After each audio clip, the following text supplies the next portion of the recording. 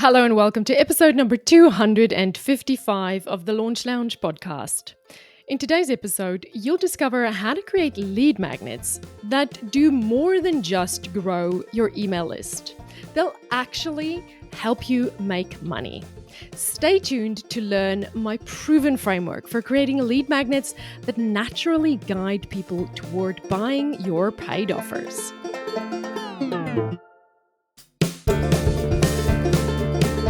Hello and welcome. It is nice for me to be here with you today. I'm in a new digs. I have had so much happen to me and go on in the shellac life this last week. So I will tell you a little bit about that. But here's the thing I have to tell you, I batch these episodes, right? So I'm a little bit further ahead into the future when this episode comes out than what my real life is right now, if that makes sense. So fancy podcast producers would tell me that by telling you what's going on in my life today and then only releasing the episode much later, it's going to cause confusion. To which I say, BS. You are smart enough that if I tell you today is Monday the 10th of March and I'm recording this episode because tomorrow, Tuesday 11th of March, I get on an airplane and I fly to Palm Springs for Alt Summit where I'm speaking. You can handle it, even if this episode only airs on the 20th of March. I also know that you're here because you know I batch these episodes and you want to learn from me. Because 6 months of consistent podcasting, 2 episodes a week, seriously, there's some crazy batching going on, right? So you know that, I know I'm going to teach you how to do that. So if podcast producers say I shouldn't tell you about what's going on in my life today and then only release the episode 10 days later, you and I are on the same page, right? We're on the same. I can do that. You can figure that out, right? Okay, good. I know you can because you're a smart cookie. So anyway, today's Monday, the 10th of March. I'm recording this. My husband, Emil, and I have this sometimes I love it. And sometimes I just look at us and I go, goodness me, we can complicate life for ourselves. Him and I are both quite impulsive people and we make decisions quite fast. And so sometimes when we decide something, it happens pretty quickly. My kids are not quite yet used to having both parents just move really fast, particularly when moving really fast means moving house. We decided after we got back from Japan at the end of January, Emil and I decided we need a bigger house. We bought a place about 18 months ago and it is tiny because we bought the smallest house in the best suburb. And we decided we need a bigger boat. So we saw a place that we loved that's right next to a creek and has this beautiful backyard and beautiful swimming pool, and it's stunning. We love it. And when we went to put in our application for the rental, we wanted to put the 30th of March down as move-in date. And the real estate agent said, well, actually, the place has been available since the 25th of Jan or something. And if we don't put if we really want to make sure we get it, we should put the 1st of March. And in my head, I was like, sure, put the 1st of March. We don't have to move in straight away. So we put the 1st of March. And then the Thursday, we found out we got the place. So we literally moved house 8 days later. 8 days after we found out we got the place, we started moving. And so last Friday, I took the Friday off so that we can move, and we moved Friday, Saturday, and then Sunday. Of course, there's still boxes everywhere. The Weather Bureau announced that Cyclone Alfred is going to hit Brisbane, and we need to prepare for Cyclone Alfred. And we just moved in next to the creek, right? And when we looked at the creek, we thought, yeah, we know Brisbane floods, but we'll risk it. But we did not think that we were going to be in 48 hours before the first cyclone hits us and we might get a possible flood. So the rest of last week, I spent my days sandbagging. I am a master sandbagger now. I spent my days prepping like a boss, bought all the snacks, bought all the things, filled everything with water, did all the things that you were supposed to do, learned a whole bunch of new things that I never knew you should do, and prepared for this cyclone. And then the cyclone didn't come, and it didn't come, and it didn't come, and it didn't come. And eventually, over the weekend, the cyclone actually did come. And to everybody out there who was affected by Cyclone Alfred, I am sending you lots and lots and lots of love, and I trust that you're safe. I was quite impressed with how well Australians were prepared for Alfred, and I was happy we did well. But I know there are hundreds of thousands of people that are impacted. I have a client who said she is without power. I have friends who were without power for a while. I hope nobody got hurt, and I hope everybody is safe. So I just wanted to say that. But that is my last 8 days in my life. It was crazy, and it was quite crazy watching the water push up in my garden as well. Luckily, it only came to the swimming pool, and it did not come near the house. So we are safe, and our house didn't flood, and it was a whole big adventure. So that is the adventure that I just had, and I just feel like I have to say, it really hit me. It really hit me when I took Friday off to move, which, okay, that's not major revolutionary, right? If you have a job, you can take a day off to move. I get that. That's not crazy. But then every day I would come and sit down behind my computer to start working. And then there'd be new developments coming out from the, new messages coming out from the government, coming out from the council that we live in, coming out from the Bureau of Meteorology, about, making things sound worse and worse and worse. And every day I would check in with my team and be like, oh, I'm going to be behind my computer. And then like 10 minutes later, so scrap that. I'm not going to be behind my computer. I've got to go sandbag, or I've got to go find power banks, or I've got to go find fresh water, or all of these things. And this is where, I use the term freedom empire a lot. And I like talking about freedom empire, and we all know the cliche freedom empire, but the last 8 days really reminded me how lucky I am that I could really almost drop everything, or move things around, or reorganize things, because I have an online business, and because I work for myself, and because I am my own boss. Um, I was lucky that I didn't have to move any meetings. None of the, no client meetings were disrupted. No student calls were disrupted. The podcast is batched, as you know. So it was basically business as usual, while I had the freedom to deal with whatever the cyclone was going to bring, and to protect my family, and to protect our belongings, and to make sure that we are confidently prepped, and that we feel safe and secure, because that stuff matters. And to be there for the kids, because having just moved house and then having to deal with the cyclone, there's some anxiety that pops up there. Like there's some, like I have one child in particular, I had to spend some time with her to make sure she's okay, because that's a lot. So we do this stuff for the cliches. We do it for the money. We do it for the impact. We do it for the hashtag work from wherever, right? But when life happens, that stuff matters. Like it really matters. It matters to have the financial means to be able to get help. It matters to have the flexibility in your work to be able to say, sorry, I can't create a social media post right now. I need to go find power banks so that we can have power if it goes out. Or I need to go in search of flashlights because I haven't had a flashlight in a very long time. Those things matter. It matters to say, it's going to take me 2 days to load up enough sandbags to sandbag our bottom floor entryway, so that our furniture is protected. That stuff matters. And that's not the stuff that makes it onto Instagram. That's not very sexy. But life is not very sexy.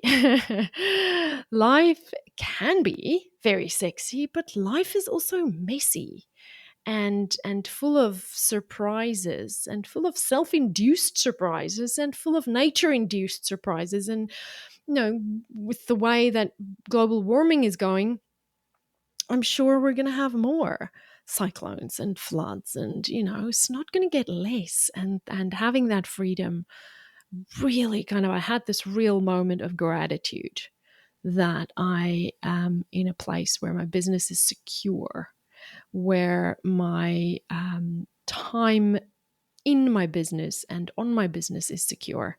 And I wanted to share that with you. And so that was my last 8 days. And just this real moment that I had of gratitude, knowing that I can prepare for natural disasters because I have a freedom empire. And tomorrow morning at 7 a.m., I'm heading to the airport. I'm flying to Palm Springs, where I am going to be speaking about creating engagement ads to boost the engagement on your social media for just $5 a day to some fantastic female entrepreneurs. So if you are going to be at Alt Summit, you will only be hearing this on the podcast after we're there. But I hope I get to see you. You're going to listen to this afterwards. But I am looking forward to traveling again. I have not been to the US for work since 2019. In 2019, I went 5 times. In 2018, I went like 6 times, and I still lived in Perth then. So it was a 30-hour round trip from Perth to San Diego.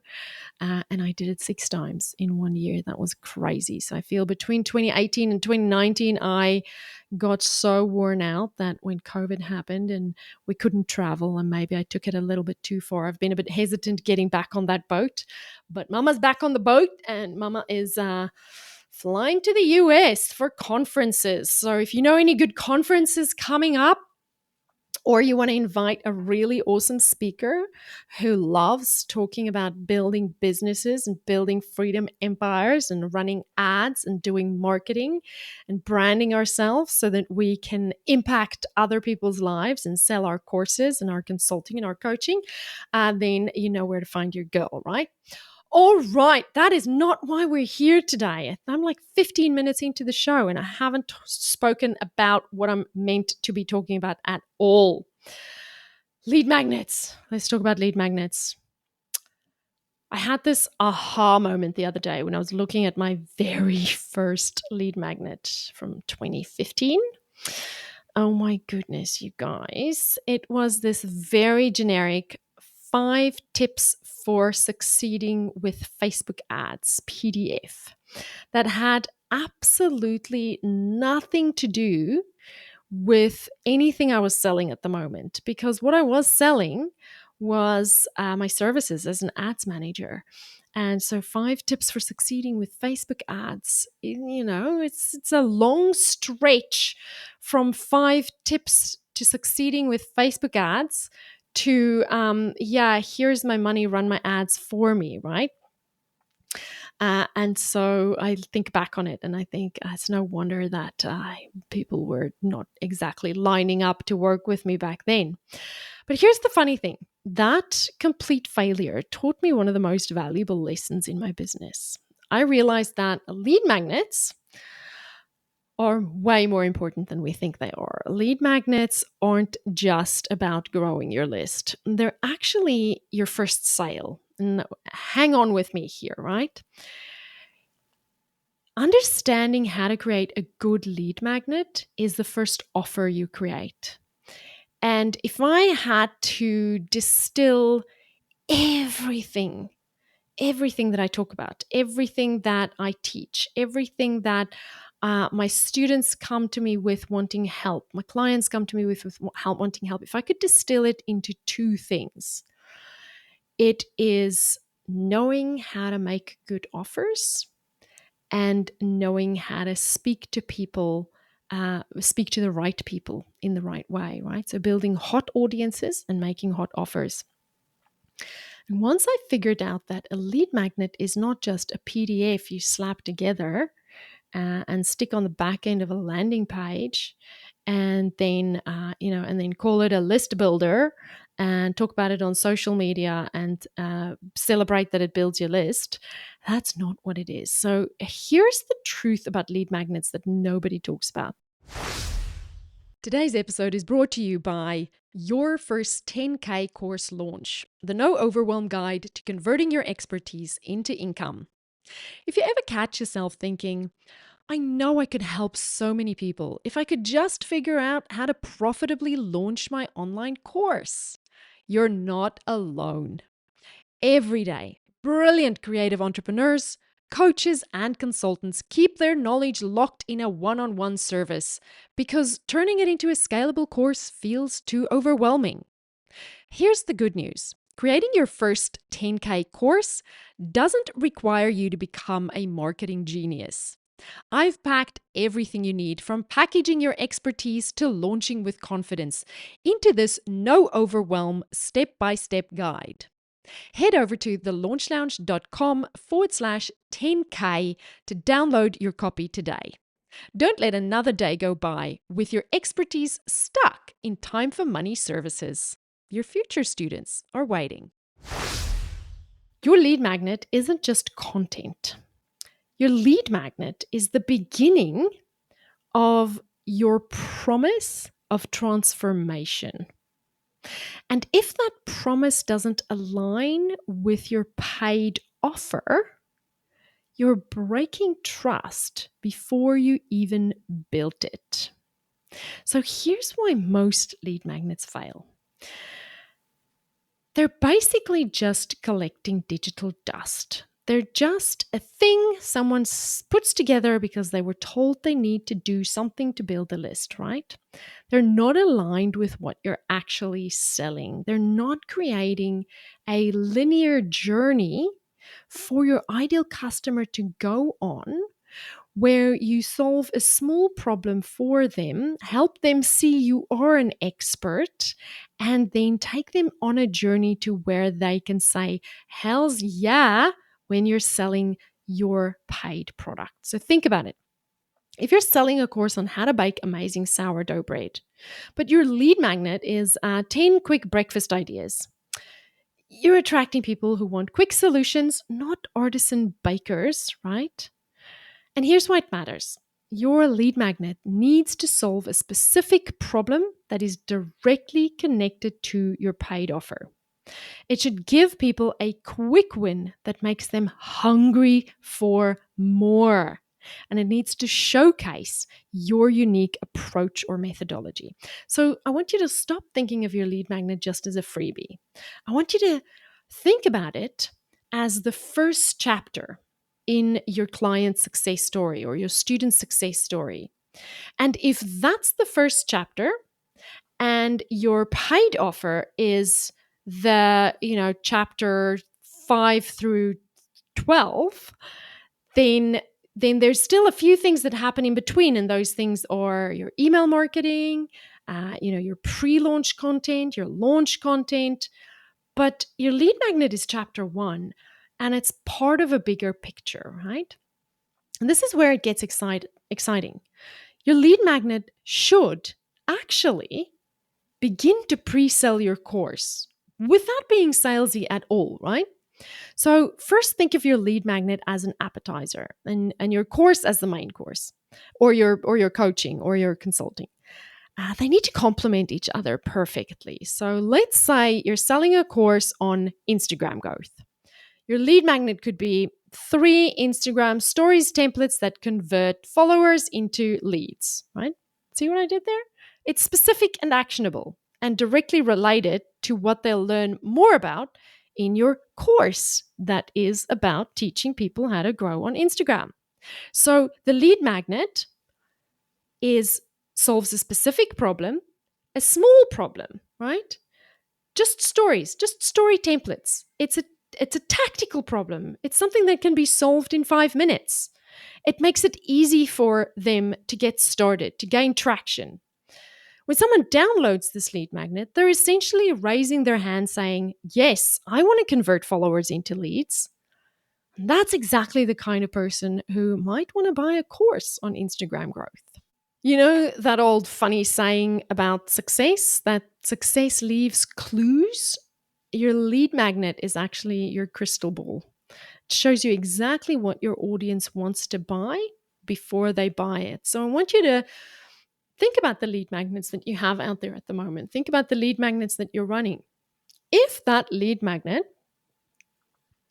tells you what your audience wants to buy before they buy it, do you have the right lead magnet? Is your lead magnet actually revealing to you, yes, my audience is interested in this thing? Or is it just kind of sitting there and you're not really super sure? If you're not really super sure, then it's not working. Now, this is something I wish someone told me years ago. Your lead magnet is actually the perfect place to practice making hot offers. Think about it. The stakes are lower because you're not asking for money yet, right? You can test different headlines, different ways of presenting the solution, different pain points, different benefits. You can play around with copy and you can play around with all the different things that you can test to see what connects best with your audience. So, some questions you can ask yourself is like, what is the specific transformation I'm promising my ideal customer in this lead magnet? And maybe you've always believed that they all want one thing. And then you play around and you go, well, I think they want this, but they might also want that.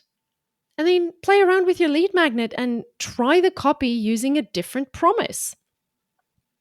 Ask yourself, how quickly can they get results with my lead magnet? Is there a way you can give them faster results? Is there a way you can communicate how fast they get results? Ask yourself, what makes your approach unique? How is it different from all the other PDFs, guides, mini courses, checklists, cheat sheets, ebooks? How is it different from what they can get anywhere else? Are you already infusing your unique promise into your lead magnets so that they're already primed to know that you have a unique way in which you solve this problem long before they show up for your webinar? And then another simple question is just, how does this connect to your paid offer? Maybe just look at all of your lead magnets and ask yourself, how does this one connect to my paid offer? And if it doesn't, maybe you need a new lead magnet. Maybe you'll use some of what you've just learned in this episode to come up with some new ideas for lead magnets and to confidently play around with lead magnets so that you can practice making offers and get good at making offers. Remember, your lead magnet isn't just about growing your list. It's about growing your business. When you nail this, you're not just collecting email addresses, you're collecting future customers who already love what you do. On Thursday's episode, we're going to continue this theme on lead magnets that make some money. We're going to talk about quiz funnels versus PDF downloads. What is actually converting better? And you're not going to want to miss this because I am going to say some things that most gurus disagree with. And that is not the opposite of what they say. So come and join me again on Thursday as we talk about quiz funnels versus PDF downloads. What converts better? Until then, go and create lead magnets that makes you money. and keep building your freedom empire so that you too can have the freedom to protect your family and be mentally, physically, emotionally available when cyclones hit and floods come and life happens. Have a great day. I wish you well. Bye. Before you go, if today's episode helped you, imagine how many more lives could be transformed if other creators, coaches, and experts found these strategies too. Your shares and reviews help more course creators discover how to get their knowledge out into the world. Please take a moment to rate the show and leave a quick review. When you do, we get to reach more people and we make a bigger impact together. Because when more people who help people succeed, the world becomes a better place. Thank you.